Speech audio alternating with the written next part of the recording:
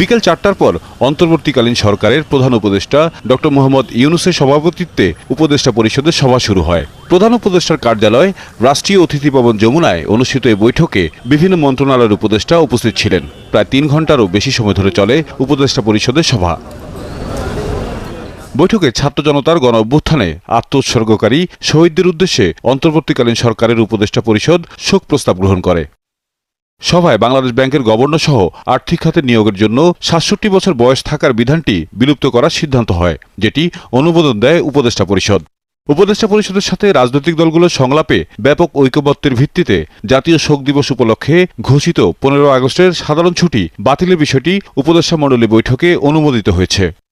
বৈঠকে স্বাস্থ্যসেবা বিভাগের উদ্যোগে বৈষম্য বিরোধী ছাত্র আন্দোলনের প্রতিনিধি, অর্থ বিভাগ, সমাজ কল্যাণ মন্ত্রণালয়, মাধ্যমিক ও উচ্চ মাধ্যমিক বিভাগ, কারিগরি ও মাদ্রাসা শিক্ষা বিভাগ, প্রাথমিক ও গণশিক্ষা মন্ত্রণালয় সহ সংশ্লিষ্ট অন্যান্য মন্ত্রণালয় ও বিভাগের প্রতিনিধিদের সমন্বয়ে একটি কমিটি গঠনের সিদ্ধান্ত নেওয়া হয়। ছাত্র জনতার সাম্প্রতিক গণ অভ্যুত্থানে আহতদের চিকিৎসা এবং শহীদ পরিবারকে সহায়তা প্রদানের উদ্দেশ্যে একটি নীতিমালা প্রণয়ন করা হবে। একই সাথে সাম্প্রতিক গণ অভ্যুত্থানে শহীদ এবং আহত ব্যক্তিদের পরিচিতি সহ পূর্ণাঙ্গ তালিকা প্রস্তুতের সিদ্ধান্ত নেওয়া হয়।